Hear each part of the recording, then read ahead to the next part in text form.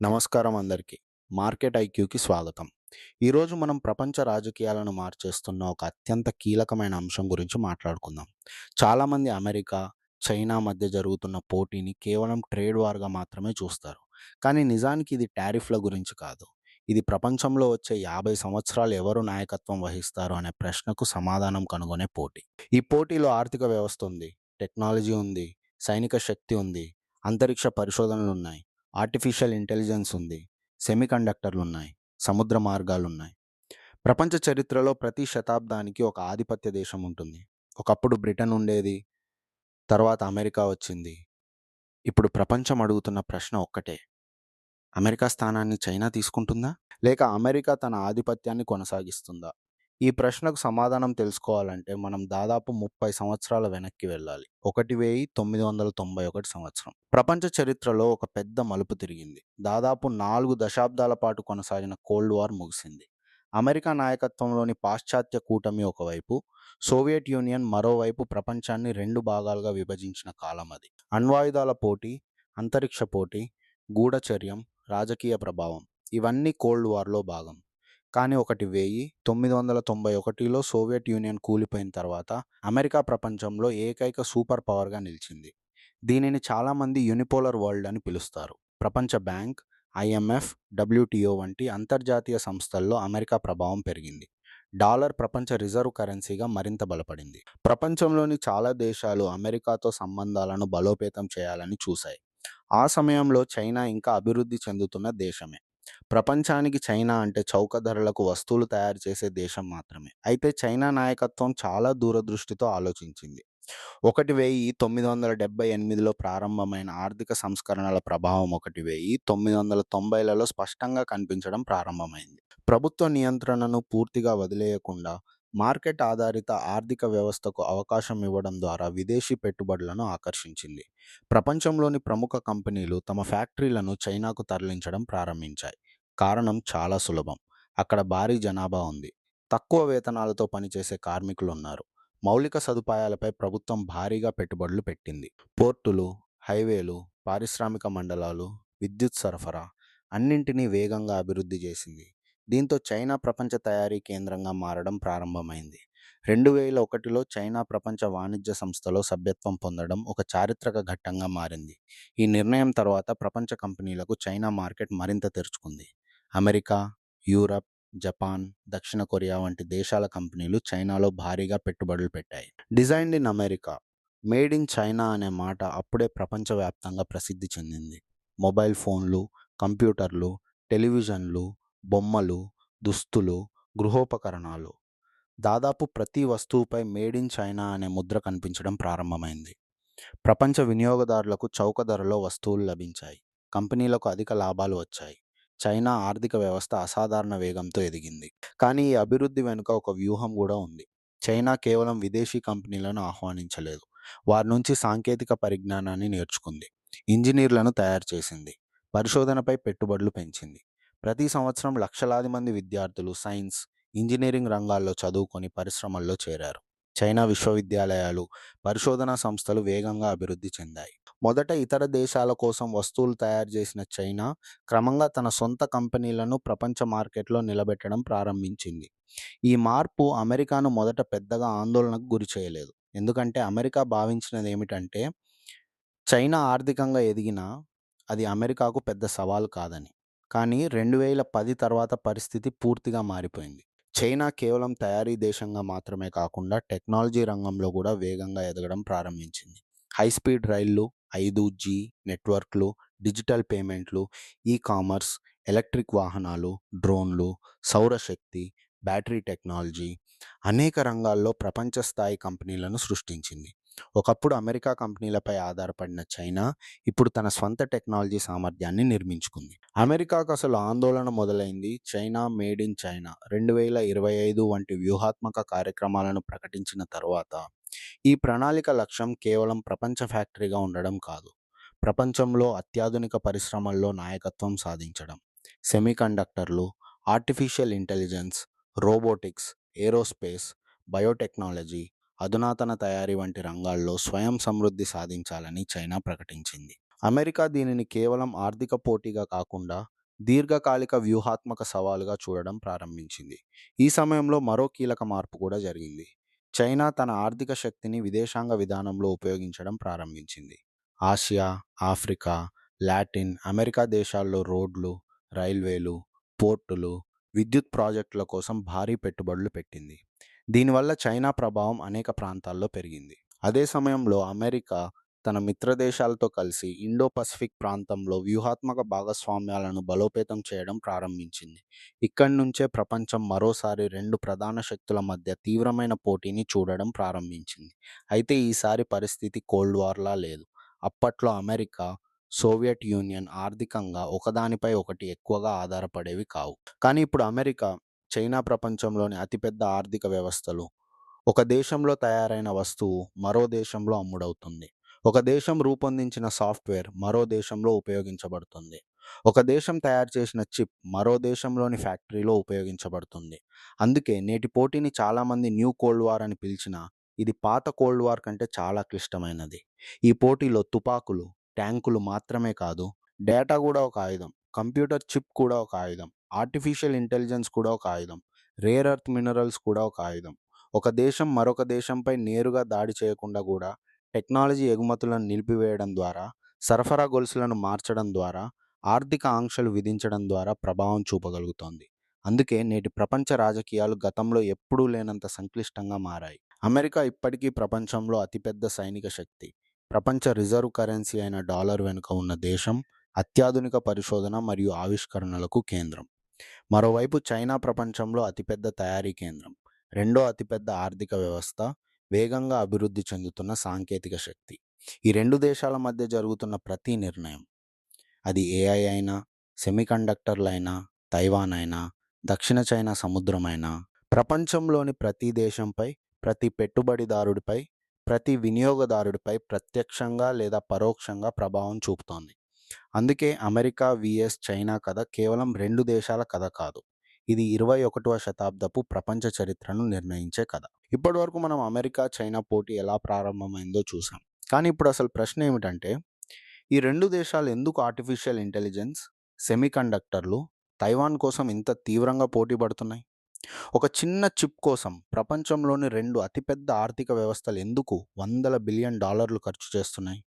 దీనికి సమాధానం తెలుసుకోవాలంటే ముందుగా ఒక విషయం అర్థం చేసుకోవాలి. 21వ శతాబ్దంలో అత్యంత విలువైన వనరు చమురు కాదు, బంగారం కాదు, డేటాను ప్రాసెస్ చేయగల కంప్యూటింగ్ శక్తి. ఆ కంప్యూటింగ్ శక్తిని అందించేది సెమీకండక్టర్ చిప్. అందుకే ఈరోజు ప్రపంచ రాజకీయాల కేంద్రంలో ఒక చిన్న సిలికాన్ చిప్ ఉంది. ముందుగా ఆర్టిఫిషియల్ ఇంటెలిజెన్స్ అంటే ఏమిటో తెలుసుకుందాం. చాలామందికి ఏఐ అంటే చాట్ జీపీటీ, జెమినీ లేదా ఒక రోబోట్ మాత్రమే గుర్తుకొస్తాయి. కానీ నిజానికి ఏఐ అనేది కంప్యూటర్కు మనిషిలా నేర్చుకునే, విశ్లేషించే, నిర్ణయాలు తీసుకునే సామర్థ్యాన్ని ఇవ్వడం. ఒక ఏఐ మోడల్ను తయారు చేయాలంటే కోట్ల నుంచి లక్షల కోట్ల డేటా పాయింట్లు అవసరం. వాటిని విశ్లేషించడానికి లక్షల కోట్ల గణనలు చేయాలి. సాధారణ కంప్యూటర్ ప్రాసెసర్తో ఇది సాధ్యం కాదు. అందుకే ప్రత్యేకమైన అధిక శక్తి గల చిప్లు అవసరమవుతాయి. ఇక్కడే ఎన్విడియా అనే కంపెనీ కథ ప్రారంభమవుతుంది. మొదట ఈ కంపెనీ వీడియో గేమ్స్ కోసం గ్రాఫిక్స్ ప్రాసెసింగ్ యూనిట్స్ లేదా జీపీయూలను తయారు చేసేది. అప్పట్లో వీటి ప్రధాన పని గేమ్స్లో గ్రాఫిక్స్ను వేగంగా ప్రాసెస్ చేయడం. కానీ పరిశోధకులు ఒక ముఖ్యమైన విషయాన్ని గుర్తించారు. ఒక జీపీయూ ఒకేసారి వేల సంఖ్యలో చిన్న గణనలను చేయగలదు. అదే ఏఐకి అత్యంత అవసరం. ఒక ఏఐ మోడల్ను ట్రైన్ చేయడానికి లక్షల నుంచి కోట్ల గణనలు ఒకేసారి చేయాలి. సిపియు కంటే జీపీయూ ఈ పనిలో అనేక రెట్లు వేగంగా పనిచేస్తుంది. దీంతో గేమింగ్ కంపెనీగా ప్రారంభమైన ఎన్విడియా ఏఐ విప్లవానికి గుండెకాయగా మారిపోయింది. ఈరోజు ప్రపంచంలోని దాదాపు ప్రతి పెద్ద AI company, open AI, Microsoft, Google, Meta, Amazon, xAI అన్నీ ఎన్విడియా జీపీయూలపై భారీగా ఆధారపడుతున్నాయి. ఒక పెద్ద ఏఐ డేటా సెంటర్లో వేలాది జీపీయూలు ఒకేసారి పనిచేస్తాయి.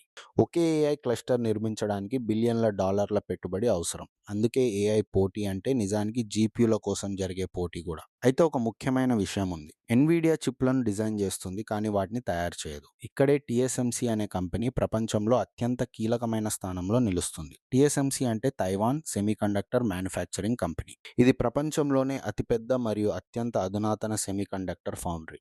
యాపిల్ ఐఫోన్లోని A series chips, Nvidia AI chips, AMD ప్రాసెసర్లు, క్వాల్కామ్ మొబైల్ చిప్స్, వీటిలో చాలా వరకు టీఎస్ఎంసీ ఫ్యాక్టరీల్లోనే తయారవుతాయి. ఒక చిప్ తయారు చేయడం ప్రపంచంలోనే అత్యంత క్లిష్టమైన పారిశ్రామిక ప్రక్రియలలో ఒకటి. ఇసుకలో ఉండే సిలికాన్‌ను అత్యంత స్వచ్ఛమైన రూపంలో తయారు చేయాలి. తరువాత నానోమీటర్ల స్థాయిలో ట్రాన్సిస్టర్లను నిర్మించాలి. ఆధునిక 3 నానోమీటర్ లేదా 2 నానోమీటర్ చిప్‌లలో బిలియన్ల ట్రాన్సిస్టర్లు ఒక చిన్న గోరు పరిమాణంలో అమర్చబడతాయి. ఈ స్థాయి ఖచ్చితత్వం సాధించడం చాలా కొద్ది కంపెనీలకే సాధ్యం. ఇక్కడ మరో కీలకమైన కంపెనీ గురించి తెలుసుకోవాలి. ఏఎస్ఎంఎల్. నెదర్లాండ్స్‌కు చెందిన ఈ సంస్థ తయారు చేసే ఈయూవీ లిథోగ్రఫీ యంత్రాలు లేకుండా అత్యాధునిక చిప్‌లను తయారు చేయడం దాదాపు అసాధ్యం. ఒక ఈయూవీ యంత్రం ధర వందల మిలియన్ డాలర్లు ఉంటుంది. దానిలో లక్షల విడిభాగాలుంటాయి. ప్రపంచంలో ఈ యంత్రాలను తయారు చేయగల ఏకైక సంస్థ ఏఎస్ఎంఎల్. అంటే చిప్ తయారీ గొలుసులో అమెరికా మాత్రమే కాదు, యూరప్ కూడా కీలక పాత్ర పోషిస్తోంది. ఇప్పుడు చిప్ వార్ అంటే ఏమిటి? చిప్ వార్ అనేది తుపాకులతో జరిగే యుద్ధం కాదు. ఇది టెక్నాలజీ, పరిశ్రమ, ఆర్థిక వ్యవస్థ, జాతీయ భద్రత మధ్య జరుగుతున్న పోటీ. అమెరికా భావన ఏమిటంటే, చైనా అత్యాధునిక ఏఐ చిప్‌లను సులభంగా పొందితే అది కేవలం వ్యాపారంలో మాత్రమే కాదు, రక్షణ రంగంలో కూడా వేగంగా అభివృద్ధి చెందుతుంది. ఏఐ ఆధారిత క్షిపణులు, స్వయంచాలక డ్రోన్లు, సైబర్ యుద్ధ వ్యవస్థలు, ఉపగ్రహ విశ్లేషణ, గూఢచర్యం ఇవన్నీ అధునాతన చిప్‌లపై ఆధారపడతాయి. అందుకే అమెరికా చైనాకు అత్యాధునిక ఏఐ జీపీయూల ఎగుమతులపై కఠినమైన నియంత్రణలు విధించింది. ఈ పరిమితుల వల్ల ఎన్విడియా కూడా ప్రత్యేకంగా చైనా మార్కెట్ కోసం తక్కువ సామర్థ్యం ఉన్న కొన్ని చిప్‌లను రూపొందించాల్సి వచ్చింది. అయినప్పటికీ నియంత్రణలు మరింత కఠినమయ్యాయి. అమెరికా లక్ష్యం ఒకటే: అత్యాధునిక ఏఐ కంప్యూటింగ్ శక్తికి చైనా చేరుకోవడాన్ని నెమ్మదించడం. చైనా మాత్రం దీనిని పూర్తిగా భిన్నంగా చూస్తోంది. బీజింగ్ అభిప్రాయం ప్రకారం అమెరికా స్వేచ్ఛా మార్కెట్ గురించి మాట్లాడుతూనే తన ఆధిపత్యాన్ని కాపాడుకోవడానికి టెక్నాలజీని రాజకీయ ఆయుధంగా ఉపయోగిస్తోంది. అందుకే చైనా హువావే, ఎస్ఎంఐసి మరియు ఇతర దేశీయ కంపెనీల ద్వారా స్వంత చిప్ పరిశ్రమను అభివృద్ధి చేయడానికి భారీ పెట్టుబడులు పెడుతోంది. స్వదేశీ ఏఐ చిప్లు, దేశీయ సెమీకండక్టర్ పరికరాలు, స్థానిక సరఫరా గొలుసులు ఇవన్నీ సాంకేతిక స్వావలంబన అనే లక్ష్యంతో ముందుకు సాగుతున్నాయి. ఇప్పుడు తైవాన్ గురించి మాట్లాడుకుందాం. ప్రపంచ పటంలో చూస్తే తైవాన్ ఒక చిన్న ద్వీపం మాత్రమే. కానీ ప్రపంచ ఆర్థిక వ్యవస్థలో దాని విలువ అసాధారణం. ప్రపంచంలోని అత్యంత అధునాతన చిప్లలో పెద్ద భాగం అక్కడే తయారవుతుంది. అంటే ఒకవేళ తైవాన్‌లో ఉత్పత్తి కొన్ని వారాల పాటు ఆగిపోయినా, ప్రపంచవ్యాప్తంగా కార్ల తయారీ నుంచి స్మార్ట్ ఫోన్ల వరకు అనేక పరిశ్రమలు ప్రభావితమవుతాయి. చైనా దృష్టిలో తైవాన్ తన భూభాగంలో భాగం. ఒకరోజు అది తిరిగి చైనాతో కలవాలని బీజింగ్ ప్రకటిస్తోంది. మరోవైపు తైవాన్ తన ప్రజాస్వామ్య వ్యవస్థను కొనసాగిస్తూ వాస్తవికంగా స్వయం పాలనలో ఉంది. అమెరికా అధికారికంగా వన్ చైనా పాలసీని అనుసరించినప్పటికీ తైవాన్కు రక్షణ సామగ్రి, సాంకేతిక సహకారం అందిస్తోంది. అందుకే తైవాన్ జలసంధి ప్రపంచంలోని అత్యంత సున్నితమైన ప్రాంతాల్లో ఒకటిగా మారింది. చాలామంది అడుగుతారు, చైనా తైవాన్ను బలవంతంగా స్వాధీనం చేసుకుంటే ఏమవుతుంది? మొదట ప్రభావం సెమీకండక్టర్ పరిశ్రమపై పడుతుంది. టీఎస్ఎంసీ కార్యకలాపాలు దెబ్బతింటే యాపిల్ నుంచి ఎన్విడియా వరకు అనేక కంపెనీలు ఉత్పత్తి సమస్యలను ఎదుర్కొంటాయి. ఏఐ డేటా సెంటర్ల నిర్మాణం మందగిస్తుంది. ఆటోమొబైల్ పరిశ్రమలో చిప్ కొరత మళ్లీ రావచ్చు. ప్రపంచ స్టాక్ మార్కెట్లలో భారీ అస్థిరత ఏర్పడే అవకాశం ఉంది. సరఫరా గొలుసులు మళ్లీ మారాల్సి వస్తుంది. అందుకే అమెరికా ఇప్పుడు ఒకే ప్రాంతంపై ఆధారపడకుండా చిప్ తయారీని విభజించే ప్రయత్నం చేస్తోంది. అమెరికాలో కొత్త ఫ్యాక్టరీలు, జపాన్లో పెట్టుబడులు, యూరప్లో చిప్ తయారీ, భారతదేశంలో సెమీకండక్టర్ ఎకోసిస్టమ్ అభివృద్ధి ఇవన్నీ అదే వ్యూహంలో భాగం.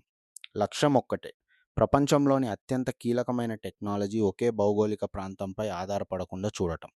భారతదేశానికి కూడా ఈ మార్పులు ఒక పెద్ద అవకాశంగా మారుతున్నాయి. దేశంలో సెమీకండక్టర్ తయారీ, చిప్ ప్యాకేజింగ్, ఎలక్ట్రానిక్స్ తయారీ, ఏఐ డేటా సెంటర్లు, పరిశోధన రంగాల్లో పెట్టుబడులు పెరుగుతున్నాయి.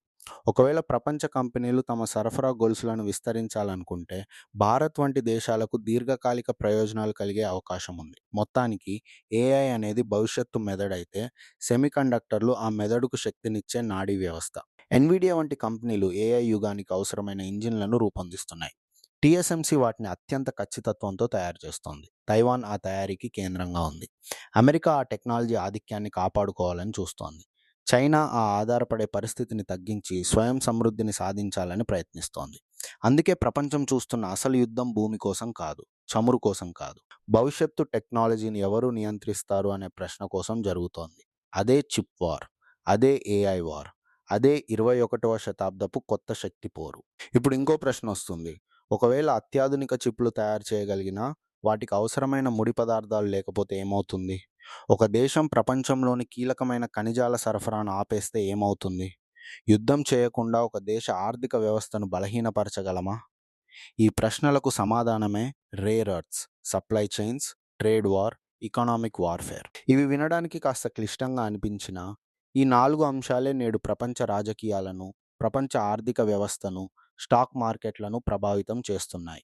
ఇప్పుడు వీటి గురించి ఒక్కొక్కటిగా లోతుగా తెలుసుకుందాం. ముందుగా రేర్ ఎర్త్ మినరల్స్ అంటే ఏమిటి? రేర్ అనే పేరు విన్న వెంటనే ఇవి భూమిపై చాలా అరుదుగా దొరికే ఖనిజాలు అనిపిస్తాయి. కానీ నిజానికి అలా కాదు. ఇవి భూమిలో అనేక ప్రాంతాల్లో ఉన్నప్పటికీ వాటిని శుద్ధి చేసి పరిశ్రమలకు ఉపయోగపడే స్థాయికి తీసుకురావడం చాలా కష్టం. ఈ ఖనిజాల సమూహంలో 17 రకాల మూలకాలుంటాయి. పేర్లు వినడానికి కాస్త శాస్త్రీయంగా అనిపించినా నియోడీమియం, డైస్ప్రోసియం, టేర్బియం, లాంథనమ్, సీరియం, ప్రేసియోడీమియం వంటి మూలకాలు ఆధునిక ప్రపంచానికి వెన్నెముక లాంటివి. మీ చేతిలో ఉన్న స్మార్ట్ ఫోన్ను ఒక్కసారి ఊహించండి. అందులో ఉండే స్పీకర్లు, vibration motor, camera, display, battery భాగాలు ఇవన్నీ తయారవ్వడానికి కొన్ని రేర్ ఎర్త్ మినరల్స్ అవసరం. ఇప్పుడు కారు గురించి ఆలోచించండి. ముఖ్యంగా ఎలక్ట్రిక్ వాహనాల్లో శక్తివంతమైన మ్యాగ్నెట్లు అవసరం. ఆ మ్యాగ్నెట్ల తయారీలో కూడా రేర్ ఎర్త్స్ కీలకం. విండ్ టర్బైన్లు, సోలార్ పవర్ పరికరాలు, జెట్ ఇంజిన్లు, క్షిపణులు, రాడార్లు, ఉపగ్రహాలు, ఏఐ డేటా సెంటర్లు. దాదాపు ప్రతి ఆధునిక పరిశ్రమకు ఈ ఖనిజాలు అవసరం. అందుకే చాలామంది విశ్లేషకులు ఒక మాట చెప్తారు. 20వ శతాబ్దాన్ని చమురు నడిపిస్తే 21వ శతాబ్దాన్ని రేర్ ఎర్త్స్ నడిపిస్తాయి. ఇప్పుడు ప్రపంచంలో అత్యంత కీలకమైన ప్రశ్న ఏమిటంటే ఈ ఖనిజాలపై ఎవరి ఆధిపత్యం ఉంది? గత 2 దశాబ్దాలుగా చైనా రేర్ ఎర్త్ మైనింగ్ మరియు ముఖ్యంగా రేర్ ఎర్త్ ప్రాసెసింగ్ రంగంలో భారీ పెట్టుబడులు పెట్టింది. కేవలం గనులు తవ్వడం మాత్రమే కాదు, ఖనిజాలను శుద్ధి చేసి పరిశ్రమలకు ఉపయోగపడే స్థాయికి తీసుకురావడంలో కూడా చైనా అత్యంత బలమైన సామర్థ్యాన్ని నిర్మించింది. ఈ కారణంగా ప్రపంచ సరఫరా గొలుసులో చైనా ప్రభావం చాలా ఎక్కువగా ఉంది. ఇది అమెరికాకు ఎందుకు ఆందోళన కలిగిస్తోంది? ఒక చిన్న ఉదాహరణ తీసుకుందాం. ఒకవేళ రేపు అమెరికాలోని కంపెనీలు ఏఐ సర్వర్లు, యుద్ధ విమానాలు లేదా ఎలక్ట్రిక్ వాహనాలు తయారు చేయాలనుకుంటే వాటికి అవసరమైన కొన్ని కీలక పదార్థాలు విదేశాల నుంచి రావాల్సి ఉంటుంది. ఒకవేళ ఆ సరఫరా మధ్యలో ఆగిపోతే ఫ్యాక్టరీలు ఆగిపోతాయి, ఉత్పత్తి తగ్గిపోతుంది, ఉద్యోగాలపై ప్రభావం పడుతుంది, చివరకు వినియోగదారులకే అధిక ధరలు చెల్లించాల్సి వస్తుంది. అంటే ఒక దేశం తుపాకీ కాల్చకుండానే మరో దేశ ఆర్థిక వ్యవస్థపై ఒత్తిడి తీసుకురాగలదు. ఇదే కారణంగా ప్రపంచ రాజకీయాల్లో సప్లై చైన్ అనే పదం చాలా ముఖ్యమైనది. సప్లై చైన్ అంటే ఒక వస్తువు తయారవ్వడానికి అవసరమైన మొత్తం ప్రయాణం. ఉదాహరణకు ఒక ఏఐ చిప్ను తీసుకుందాం. దానికి అవసరమైన ఖనిజాలు ఒక దేశం నుంచి వస్తాయి. వాటిని శుద్ధి చేయడం మరో దేశంలో జరుగుతుంది. చిప్ డిజైన్ అమెరికాలో తయారవుతుంది. చిప్ తయారీ తైవాన్లో జరుగుతుంది. పరీక్షలు మలేషియా లేదా వియత్నాంలో జరుగుతాయి. చివరకు అది భారతదేశంలో లేదా యూరప్లో అమ్ముడవుతుంది. అంటే ఒక చిన్న చిప్ వెనుక అనేక దేశాలు కలిసి పనిచేస్తాయి. కానీ సిఓవిఐడి 19 మహమ్మారి ప్రపంచానికి ఒక పెద్ద పాఠం నేర్పింది. లాక్డౌన్ల వల్ల ఫ్యాక్టరీలు మూతపడ్డాయి, షిప్పింగ్ ఆగిపోయింది, చిప్ కొరత ఏర్పడింది, కార్ల ఉత్పత్తి తగ్గిపోయింది, ఎలక్ట్రానిక్ వస్తువుల ధరలు పెరిగాయి. అప్పుడే ప్రపంచ దేశాలు ఒక విషయం గ్రహించాయి. ఒకే దేశంపై ఎక్కువగా ఆధారపడటం ప్రమాదకరం. అక్కడి నుంచి సప్లై చైన్ డైవర్సిఫికేషన్ అనే ఆలోచన బలపడింది. దీని అర్థం ఏమిటంటే ఒకే దేశం నుంచి అన్ని వస్తువులు కొనకుండా అనేక దేశాల్లో తయారీ కేంద్రాలను ఏర్పాటు చేయడం. అమెరికా కంపెనీలు తమ ఉత్పత్తిలో కొంత భాగాన్ని భారత్, వియత్నాం, మెక్సికో వంటి దేశాలకు తరలించడం ప్రారంభించాయి. దీన్నే చాలామంది చైనా ప్లస్ వన్ స్ట్రాటజీ అని పిలుస్తారు. అంటే చైనాను పూర్తిగా వదిలేయడం కాదు, కానీ ఒకే దేశంపై ఆధారపడకుండా ప్రత్యామ్నాయాలను కూడా సిద్ధం చేసుకోవడం. ఇప్పుడు ట్రేడ్ వార్ గురించి మాట్లాడుకుందాం. చాలా మందికి ట్రేడ్ వార్ అంటే కేవలం దిగుమతి సుంకాలు పెంచడం మాత్రమే అనిపిస్తుంది. కానీ నిజానికి అది చాలా పెద్ద ఆర్థిక వ్యూహం. ఒక దేశం మరో దేశం నుంచి వచ్చే వస్తువులపై అధిక పన్నులు విధిస్తుంది. దీంతో ఆ వస్తువులు ఖరీదవుతాయి. వినియోగదారులు ఇతర దేశాల ఉత్పత్తులను కొనడం ప్రారంభిస్తారు. దీనివల్ల ప్రత్యర్థి దేశం ఎగుమతులు తగ్గుతాయి. ఆ దేశ ఆర్థిక వ్యవస్థపై ఒత్తిడి పెరుగుతుంది. అమెరికా, చైనా మధ్య ఇదే జరిగింది. అమెరికా అనేక చైనా వస్తువులపై అధిక టారిఫ్లు విధించింది. చైనా కూడా అమెరికా ఉత్పత్తులపై ప్రతిస్పందించింది. ఈ ట్రేడ్ వార్ కేవలం 2 దేశాల మధ్య ఆగిపోలేదు. ప్రపంచ సరఫరా గొలుసులు మారడం ప్రారంభమయ్యాయి. కంపెనీలు కొత్త తయారీ కేంద్రాల కోసం వెతకడం మొదలుపెట్టాయి. పెట్టుబడులు ఇతర దేశాలకు వెళ్లడం ప్రారంభమైంది. కానీ ప్రపంచం ఇప్పుడు ట్రేడ్ వార్ దశను దాటి ఎకనామిక్ వార్ఫేర్ దశలోకి వెళ్ళింది. ఎకనామిక్ వార్ఫేర్ అంటే ఒక దేశాన్ని బలహీనపరచడానికి ఆర్థిక వ్యవస్థనే ఆయుధంగా ఉపయోగించడం. ఉదాహరణకు ఆర్థిక ఆంక్షలు విధించడం, బ్యాంకింగ్ వ్యవస్థను నిలిపివేయడం, టెక్నాలజీ ఎగుమతులను నిషేధించడం, కీలకమైన ఖనిజాల సరఫరాను నియంత్రించడం, విదేశీ పెట్టుబడులను పరిమితం చేయడం. ఇవన్నీ ఎకనామిక్ వార్ఫేర్‌లో భాగమే. నేటి ప్రపంచంలో యుద్ధం అంటే కేవలం సైన్యాలు సరిహద్దుల్లో నిలబడటం కాదు. ఒక దేశం మరో దేశానికి అత్యాధునిక చిప్‌లను అమ్మకుండా అడ్డుకోవచ్చు. ఏఐ కోసం అవసరమైన జీపీయూలను నిలిపివేయవచ్చు. రేర్ ఎర్త్ ప్రాసెసింగ్‌పై పరిమితులు విధించవచ్చు. బ్యాంకింగ్ లావాదేవీలను కష్టతరం చేయవచ్చు. డిజిటల్ టెక్నాలజీని కూడా ఆర్థిక ఆయుధంగా ఉపయోగించవచ్చు. అందుకే కొంతమంది విశ్లేషకులు 21వ శతాబ్దపు యుద్ధాలు ఆర్థిక రంగంలోనే ఎక్కువగా జరుగుతున్నాయని చెబుతున్నారు. ఇప్పుడు భారతదేశం గురించి మాట్లాడుకుందాం. ఈ మారుతున్న ప్రపంచ పరిస్థితుల్లో భారత్‌కు ఒక గొప్ప అవకాశం కనిపిస్తోంది. ప్రపంచ కంపెనీలు కొత్త సరఫరా గొలుసులను ఏర్పాటు చేయాలనుకుంటున్నాయి. తయారీ కేంద్రాలను విస్తరించాలని చూస్తున్నాయి. ఎలక్ట్రానిక్స్, మొబైల్ ఫోన్లు, సెమీకండక్టర్ అసెంబ్లీ, బ్యాటరీ తయారీ, రక్షణ పరికరాలు, రేర్ ఎర్త్ ప్రాసెసింగ్ వంటి రంగాల్లో భారత్ పెట్టుబడులను ఆకర్షించే ప్రయత్నం చేస్తోంది. ఒకవేళ ఈ వ్యూహం విజయవంతమైతే ప్రపంచ తయారీ రంగంలో భారతదేశం పాత్ర మరింత పెరగవచ్చు. అయితే సవాళ్లు కూడా ఉన్నాయి. ప్రపంచంలో రెండు పెద్ద ఆర్థిక శక్తులు పోటీ పడుతున్న సమయంలో భారత్ సమతుల్య విదేశాంగ విధానాన్ని కొనసాగించాలి. ఒకవైపు అమెరికా, మరోవైపు చైనా. రెండింటితోనూ సంబంధాలను జాగ్రత్తగా నిర్వహించాల్సి ఉంటుంది. అదే సమయంలో దేశీయ పరిశ్రమలను బలోపేతం చేయాలి. పరిశోధన, టెక్నాలజీ, మౌలిక సదుపాయాలపై పెట్టుబడులు పెంచాలి. అప్పుడే ఈ ప్రపంచ మార్పుల నుంచి భారత్ పూర్తిగా ప్రయోజనం పొందగలదు. మొత్తానికి రేర్ ఎర్త్స్ అనేవి కేవలం ఖనిజాలు కాదు. భవిష్యత్తు పరిశ్రమల ఇంధనం. సప్లై చైన్స్ అనేవి కేవలం రవాణా వ్యవస్థ కాదు. ప్రపంచ ఆర్థిక వ్యవస్థను కలిపి ఉంచే నరాలు. ట్రేడ్ వార్ అనేది కేవలం టారిఫ్ల పోటీ కాదు. ప్రపంచ మార్కెట్లను మార్చే వ్యూహం. ఎకనామిక్ వార్ఫేర్ అనేది తుపాకీ లేకుండానే ప్రత్యర్థిని బలహీనపరిచే కొత్త యుద్ధం. అందుకే నేటి ప్రపంచంలో శక్తివంతమైన దేశం అంటే కేవలం పెద్ద సైన్యం ఉన్న దేశం కాదు. కీలకమైన వనరులు, సాంకేతికత, సరఫరా గొలుసులు, ఆర్థిక ప్రభావం, ఈ నాలుగింటిని నియంత్రించగలిగిన దేశం. అదే కారణంగా అమెరికా, చైనా పోటీ రాబోయే దశాబ్దాల్లో కూడా ప్రపంచ రాజకీయాలను నిర్ణయించే అత్యంత కీలకమైన అంశంగా కొనసాగనుంది. ఇప్పుడు ఈ మొత్తం పోటీ ఎక్కడ జరుగుతోంది? ప్రపంచంలోని ఏ ప్రాంతం కోసం ఈ రెండు దేశాలు ఇంత తీవ్రంగా పోటీ పడుతున్నాయి? ఆ సమాధానం ఒక్కటే: ఇండో పాసిఫిక్. ప్రస్తుతం ప్రపంచ రాజకీయాల్లో అత్యంత కీలకమైన ప్రాంతం ఇదే. ఎందుకంటే ప్రపంచ వాణిజ్యం, ఇంధన సరఫరా, సైనిక వ్యూహాలు, టెక్నాలజీ సరఫరా గొలుసులు ఇవన్నీ ఈ ప్రాంతంతో ముడిపడి ఉన్నాయి.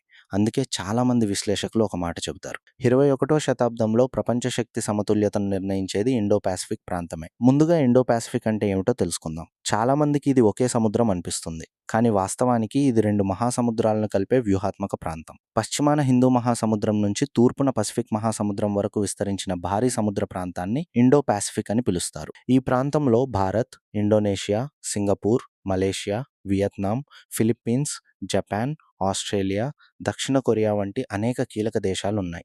ప్రపంచంలోని అత్యంత రద్దీగా ఉండే సముద్ర వాణిజ్య మార్గాలు కూడా ఇక్కడే ఉన్నాయి. ప్రపంచ వాణిజ్యంలో గణనీయమైన భాగం ఈ సముద్ర మార్గాల ద్వారానే జరుగుతుంది. మధ్యప్రాచ్యం నుంచి ఆసియా దేశాలకు వెళ్లే చమురు, ప్రపంచంలోని అనేక ఎలక్ట్రానిక్ వస్తువులు, కార్లు, ముడి పదార్థాలు, వ్యవసాయ ఉత్పత్తులు, పారిశ్రామిక సరుకులు అన్నీ ఈ మార్గాల ద్వారానే ప్రయాణిస్తాయి.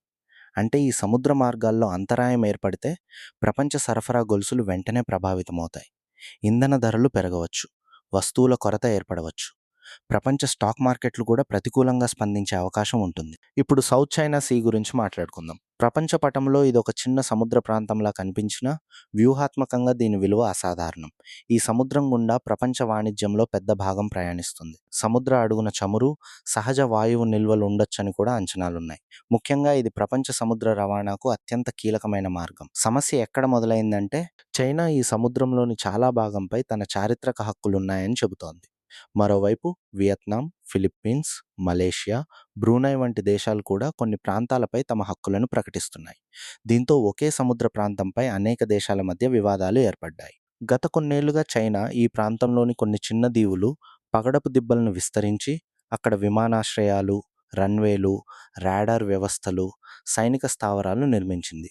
బీజింగ్ అభిప్రాయం ప్రకారం ఇది తన భద్రత కోసం తీసుకున్న చర్య.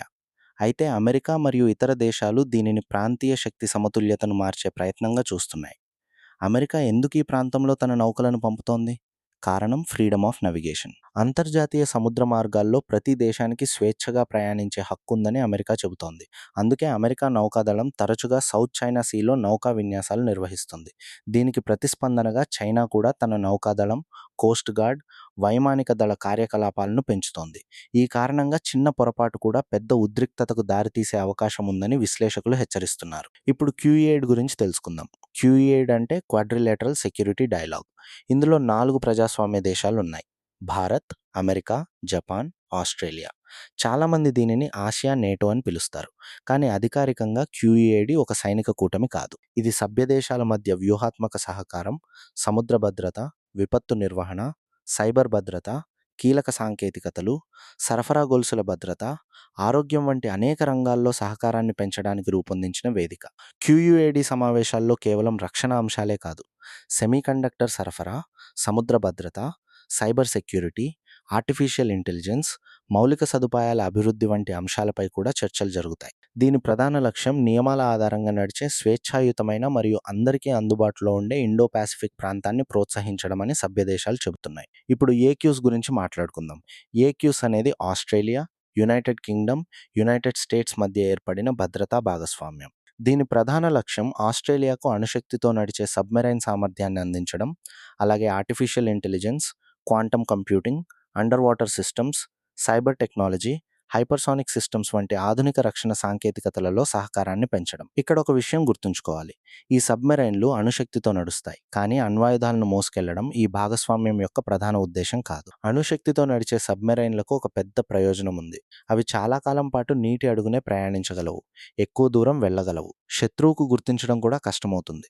అందుకే ఇవి వ్యూహాత్మకంగా చాలా కీలకం. చైనా మాత్రం QUAD, ఏకస్ వంటి ఏర్పాట్లను అనుమానంతో చూస్తోంది. తన ఎదుగుదలను నియంత్రించడానికి అమెరికా మరియు దాని భాగస్వాములు ప్రయత్నిస్తున్నారని బీజింగ్ ఆరోపిస్తోంది. మరోవైపు అమెరికా మరియు దాని మిత్రదేశాలు మాత్రం ప్రాంతీయ స్థిరత్వం, సముద్ర భద్రత, అంతర్జాతీయ చట్టాలను కాపాడడమే తమ లక్ష్యమని చెబుతున్నాయి. ఇప్పుడు మిలిటరీ స్ట్రాటజీ గురించి తెలుసుకుందాం. గతంలో యుద్ధాలు ప్రధానంగా భూమిపై జరిగేవి, కానీ నేడు సముద్రం, గగనం, అంతరిక్షం, సైబర్ ప్రపంచం, ఎలక్ట్రానిక్ యుద్ధం ఇవన్నీ సమానంగా కీలకమయ్యాయి. ఒక దేశం వద్ద కేవలం పెద్ద సైన్యం ఉండటం సరిపోదు. ఉపగ్రహాలు, డ్రోన్లు, AI ఆధారిత విశ్లేషణ, సైబర్ రక్షణ, దీర్ఘశ్రేణి క్షిపణులు, సబ్మెరైన్లు, విమానవాహక నౌకలు, సముద్ర నిఘా వ్యవస్థలు ఇవన్నీ కలిసి ఆధునిక సైనిక వ్యూహాన్ని రూపొందిస్తాయి. అమెరికా ప్రపంచవ్యాప్తంగా అనేక మిత్ర దేశాలతో కలిసి పనిచేస్తోంది. జపాన్, దక్షిణ కొరియా, ఫిలిప్పీన్స్, ఆస్ట్రేలియా వంటి దేశాలతో భద్రతా ఒప్పందాలు ఉన్నాయి. మరోవైపు చైనా తన నౌకాదళాన్ని వేగంగా విస్తరిస్తోంది. కొత్త డిస్ట్రాయర్లు, ఫ్రిగేట్లు, సబ్మెరైన్లు, విమానవాహక నౌకలు, క్షిపణి వ్యవస్థలను అభివృద్ధి చేస్తోంది. దీని వెనుక ప్రధాన లక్ష్యం తన సముద్ర ప్రయోజనాలను రక్షించుకోవడం మరియు ప్రాంతీయ ప్రభావాన్ని పెంచుకోవడం. భారతదేశం కూడా ఈ మారుతున్న పరిస్థితుల్లో తన సముద్ర వ్యూహాన్ని బలోపేతం చేస్తోంది. హిందూ మహాసముద్రంలో నిఘా సామర్థ్యాలను పెంచుతోంది. ఆధునిక యుద్ధ నౌకలు, సబ్మెరైన్లు, సముద్ర గస్తీ విమానాలు, క్షిపణి వ్యవస్థలను అభివృద్ధి చేస్తోంది. అదే సమయంలో QUAD వంటి వేదికల ద్వారా ఇతర ప్రజాస్వామ్య దేశాలతో సముద్ర సహకారాన్ని కూడా విస్తరిస్తోంది. మొత్తానికి ఇండో పాసిఫిక్ అనేది కేవలం ఒక భౌగోళిక ప్రాంతం కాదు, ఇది ప్రపంచ ఆర్థిక వ్యవస్థకు గుండెకాయ. సౌత్ చైనా సీ కేవలం సముద్రం కాదు, ప్రపంచ వాణిజ్యానికి ప్రధాన రక్తనాళం. QUAD ఒక అధికారిక సైనిక కూటమి కాకపోయినా ప్రాంతీయ సహకారానికి కీలక వేదిక. AQS అధునాతన రక్షణ సాంకేతికతలను పంచుకునే భద్రతా భాగస్వామ్యం. ఈ అన్ని పరిణామాలు ఒకే విషయాన్ని చెబుతున్నాయి: 21వ శతాబ్దంలో ప్రపంచ శక్తి పోటీ కేవలం భూమిపై కాదు, సముద్రాల్లో, టెక్నాలజీలో, సరఫరా గొలుసుల్లో మరియు వ్యూహాత్మక భాగస్వామ్యాల్లో కూడా నిర్ణయించబడుతోంది. అందుకే ఇండో పాసిఫిక్ భవిష్యత్తును అర్థం చేసుకోవడం అంటే ప్రపంచ రాజకీయాల భవిష్యత్తును అర్థం చేసుకోవడమే. ఈ మొత్తం కథలో అత్యంత ప్రమాదకరమైన అంశం గురించి మాట్లాడుకుందాం. అదే తైవాన్ క్రైసిస్. ప్రపంచంలోని చాలామంది నిపుణులు ఈ ప్రాంతాన్నే ఈ శతాబ్దంలో అత్యంత ప్రమాదకరమైన జియోపాలిటికల్ ఫ్లాష్ పాయింట్గా చూస్తున్నారు. ఎందుకంటే ఇక్కడ జరిగే చిన్న సంఘటన కూడా ప్రపంచ ఆర్థిక వ్యవస్థను, స్టాక్ మార్కెట్లను, టెక్నాలజీ పరిశ్రమను, సరఫరా గొలుసులను తీవ్రంగా ప్రభావితం చేసే అవకాశం ఉంది. ముందుగా తైవాన్ చరిత్రను చాలా సులభంగా అర్థం చేసుకుందాం. 1949లో చైనాలో జరిగిన అంతర్యుద్ధం తర్వాత కమ్యూనిస్ట్ పార్టీ మెయిన్‌ల్యాండ్ చైనాపై నియంత్రణ సాధించింది. అప్పటి ప్రభుత్వం తైవాన్‌కు వెళ్లి అక్కడే తన పరిపాలనను కొనసాగించింది. అప్పటి నుంచి మెయిన్‌ల్యాండ్ చైనా మరియు తైవాన్ వేర్వేరు పరిపాలనా వ్యవస్థలతో కొనసాగుతున్నాయి. బీజింగ్ మాత్రం తైవాన్ను చైనా భూభాగంలో భాగంగానే పరిగణిస్తుంది. తైవాన్లో మాత్రం ప్రజాస్వామ్య ఎన్నికలు జరుగుతున్నాయి. స్వంత ప్రభుత్వం ఉంది, స్వంత సైన్యం ఉంది, స్వంత ఆర్థిక వ్యవస్థ ఉంది. అందుకే ఈ సమస్య చాలా క్లిష్టమైనది. ప్రపంచంలోని చాలా దేశాలు అధికారికంగా వన్ చైనా పాలసీని అనుసరిస్తాయి. అంటే చైనా ప్రభుత్వాన్ని అధికారిక ప్రభుత్వంగా గుర్తిస్తాయి. అయితే అదే సమయంలో అనేక దేశాలు తైవాన్‌తో వాణిజ్య, సాంకేతిక, సాంస్కృతిక సంబంధాలను కూడా కొనసాగిస్తున్నాయి. ముఖ్యంగా అమెరికా తైవాన్‌కు రక్షణ సామగ్రిని అందిస్తోంది. దీనివల్ల బీజింగ్ మరియు వాషింగ్టన్ మధ్య ఉద్రిక్తతలు తరచుగా పెరుగుతుంటాయి. ఇప్పుడు అసలు ప్రశ్న వస్తుంది. చైనా తైవాన్‌ను ఎందుకంత ముఖ్యంగా చూస్తోంది? దీనికి 3 ప్రధాన కారణాలున్నాయి. మొదటిది చారిత్రక, రాజకీయ అంశం. రెండోది భద్రతా అంశం. చైనా తీర ప్రాంతానికి చాలా దగ్గరలో తైవాన్ ఉండటం వల్ల అది తన జాతీయ భద్రతలో కీలకమని బీజింగ్ భావిస్తోంది. మూడోది ప్రపంచంలో అత్యంత కీలకమైన కారణం సెమీకండక్టర్ పరిశ్రమ. ప్రపంచంలోని అత్యంత అధునాతన చిప్ల తయారీలో తైవాన్కు ఉన్న ప్రాధాన్యం అసాధారణం. అందుకే తైవాన్ కేవలం ఒక ద్వీపం కాదు, ప్రపంచ టెక్నాలజీ వ్యవస్థకు గుండెకాయ. చాలామంది ఒక ప్రశ్న అడుగుతారు. రేపు ఉదయం చైనా తైవాన్పై దాడి చేస్తుందా? దీనికి ఎవరి దగ్గర ఖచ్చితమైన సమాధానం లేదు. భవిష్యత్తును ఎవరూ నిర్ధారించలేరు. అయితే రక్షణ విశ్లేషకులు పలు అవకాశాల గురించి చర్చిస్తుంటారు. మొదటిది పూర్తిస్థాయి దండయాత్ర. ఇది అత్యంత క్లిష్టమైన మరియు భారీ ప్రమాదాలతో కూడిన ఎంపిక. రెండోది సముద్ర దిగ్బంధనం, అంటే తైవాన్కు వెళ్లే నౌకా రవాణాను అడ్డుకునే ప్రయత్నం. మూడోది సైబర్ దాడులు, ఆర్థిక ఒత్తిడి, సమాచార యుద్ధం వంటి పద్ధతుల ద్వారా ఒత్తిడి పెంచడం. ఈ అన్ని అవకాశాల గురించి నిపుణులు చర్చిస్తున్నప్పటికీ ఏది జరుగుతుందో ఇప్పుడే ఎవరూ చెప్పలేరు. ఒకవేళ తైవాన్ చుట్టూ పెద్ద సైనిక సంక్షోభం ఏర్పడితే ప్రపంచ ఆర్థిక వ్యవస్థపై దాని ప్రభావం వెంటనే కనిపించే అవకాశం ఉంది. మొదట ప్రభావం సెమీకండక్టర్ పరిశ్రమపై పడుతుంది. ఏఐ సర్వర్లు, స్మార్ట్ ఫోన్లు, ల్యాప్టాప్లు, డేటా సెంటర్లు, ఆటోమొబైల్ పరిశ్రమ, వైద్య పరికరాలు ఇవన్నీ అధునాతన చిప్లపై ఆధారపడుతున్నాయి. సరఫరా అంతరాయం ఏర్పడితే అనేక పరిశ్రమలు ఉత్పత్తిని తగ్గించాల్సి రావచ్చు. ఇది కేవలం టెక్నాలజీ కంపెనీల సమస్య కాదు. ప్రపంచంలోని ప్రతి పరిశ్రమ ఒకదానితో ఒకటి అనుసంధానమై ఉంది. ఒక చిప్ కొరత వల్ల కార్ల తయారీ తగ్గుతుంది. కార్ల తయారీ తగ్గితే ఉక్కు, అల్యూమినియం, రబ్బరు పరిశ్రమలు కూడా ప్రభావితమవుతాయి. రవాణా రంగం ప్రభావితమవుతుంది. వినియోగదారులకు ధరలు పెరుగుతాయి. అంటే ఒక చిన్న ద్వీపం చుట్టూ ఏర్పడిన సంక్షోభం ప్రపంచవ్యాప్తంగా ద్రవ్యోల్బణాన్ని కూడా ప్రభావితం చేసే అవకాశం ఉంది. ఇప్పుడు ప్రపంచ స్టాక్ మార్కెట్ల గురించి మాట్లాడుకుందాం. మార్కెట్లు అనిశ్చితిని అస్సలు ఇష్టపడవు. యుద్ధ భయం పెరిగినప్పుడు పెట్టుబడిదారులు సాధారణంగా రిస్క్ ఉన్న పెట్టుబడుల నుంచి సురక్షిత ఆస్తుల వైపు మొగ్గు చూపుతారు. దీంతో ఈక్విటీ మార్కెట్లలో ఒడిదుడుకులు పెరగవచ్చు. అయితే ప్రతి కంపెనీపై ఒకే విధమైన ప్రభావం ఉంటుందని చెప్పడం సరైంది కాదు. రక్షణ, సైబర్ సెక్యూరిటీ, కొన్ని కమోడిటీ రంగాలు వేరేలా స్పందించవచ్చు. టెక్నాలజీ, తయారీ, ప్రపంచ సరఫరా గొలుసులపై ఆధారపడిన రంగాలు వేరేలా స్పందించవచ్చు.